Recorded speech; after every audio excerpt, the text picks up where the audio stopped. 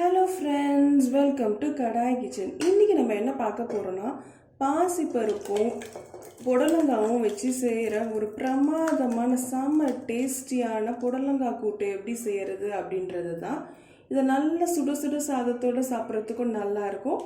ஒரு பொரியல் மாதிரி தொட்டுட்டு சாப்பிட்றதுக்கும் நல்லா இருக்கும். இந்த புடலங்காய் கூட்டை எப்படி செய்யறதுன்னு பார்க்கலாம் வாங்க. புடலங்காய் கூட்டுக்கு எப்படி புடலங்காய் கட் பண்ணுறதுன்னு பார்த்துக்கலாம். இந்த மாதிரி ஒரு புடலங்காய் எடுத்துக்கோங்க. இந்த மாதிரி கத்தியாலேயே நல்லா இந்த ஒயிட் கலரில் இருக்குது பார்த்தீங்களா, அதை எடுத்து விட்டுக்கோங்க. சீவரதெல்லாம் வச்சு எடுத்திங்கன்னா நிறைய புடலங்காவும் வேஸ்ட் ஆகிடும். இந்த மாதிரி ஒரு கத்தி வச்சு லைட்டாக இந்த மாதிரி கீறி விட்டிங்கனாலே இந்த ஒயிட் கலரில் இருக்கிற அந்த தோல் மட்டும் வந்துடும். இந்த மாதிரி தோலை நல்லா சீவிட்டு அதை ரெண்டாக கட் பண்ணிவிட்டு அது உள்ளே இருக்க விதைகள் நம்மளுக்கு தேவைப்படாது, அதை எடுத்துருங்க. ரொம்ப ரொம்ப பிஞ்சியாக இருந்துச்சுன்னா நீங்கள் சேர்த்துக்கலாம். இந்த மாதிரி முத்தலாக இருந்தால் அந்த விதையை எடுத்துருங்க. இந்த மாதிரி ரெண்டாக கட் பண்ணிவிட்டு பொடி பொடியாக கட் பண்ணிக்கோங்க.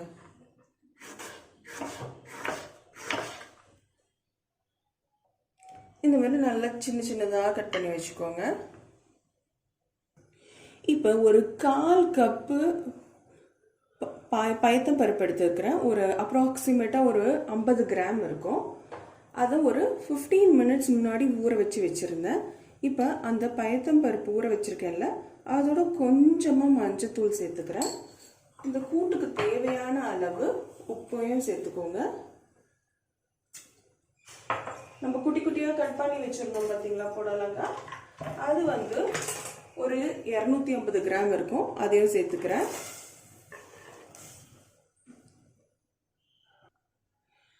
தண்ணி கொஞ்சம் காய்க்கு மேலே இருக்க அளவுக்கு இருந்தால் போதும்.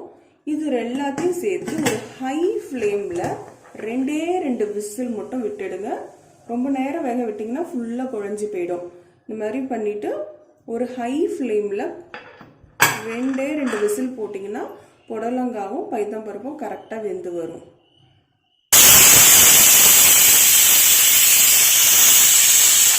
இப்போ ஒரு 2 விசில் வந்துருச்சு. ஒரு 10 நிமிஷம் இந்த ப்ரெஷர் ரிலீஸ் ஆகிற வரைக்கும் குக்கர் அப்படியே வச்சுருங்க. அந்த டைமில் இந்த கூட்டுக்கு தேவையான ஒரு அரைப்பை ரெடி பண்ணிக்கலாம். அதுக்கு ஒரு 1/4 மூடி தேங்காய், ஒரு 4 காஞ்ச மிளகாய், கொஞ்சமாக ஜீரகம், இதை கொஞ்சம் நைஸாக அரைச்சிக்கோங்க. ஒரு 5 நிமிஷத்தில் ப்ரெஷர் நல்லா ரிலீஸ் ஆகிருக்கும். இப்போ பார்த்தீங்கன்னா இந்த மாதிரி நல்லா வெந்து வந்திருக்கு. காய் குழையவும் இல்லை, வேகாமலும் இல்லை. இப்போ சப்போஸ் உங்களோட புடலங்காய் ரொம்ப நல்லா முத்தலாக இருந்துச்சுன்னு நீங்கள் ஃபீல் பண்ணிங்கன்னா ஒரு 3 விசில் விட்டுக்கோங்க. அப்படி இல்லைன்னா 2 விசிலே போதும். நல்லா காயும் வெந்திருக்கு, பருப்பும் வெந்திருக்கு, குழையவும் இல்லை. இதை வேற ஒரு பாத்திரத்துக்கு மாற்றி வச்சுக்கலாம்.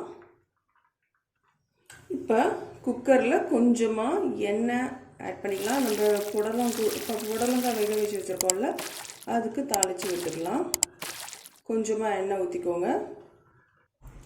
எண்ணெய் நல்லா காய்ச்சிட்ட உடனே கொஞ்சமாக கடுகு, கொஞ்சமாக உளுத்தம் பருப்பு, கொஞ்சமாக ஜீரகம் சேர்த்துக்கோங்க.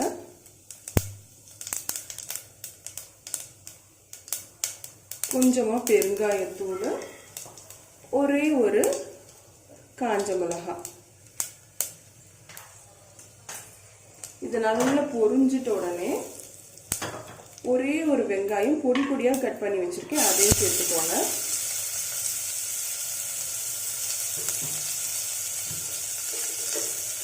அப்புறமா ஒரு கொத்து கருவேப்பிலை.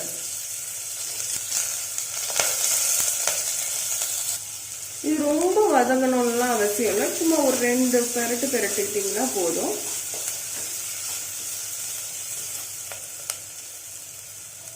இப்போ நம்ம குக்கரில் வேக வச்சிருந்தோம் இல்லையா, பாசி பருப்பும் புடலங்காவும், அதை சேர்த்துக்கலாம்.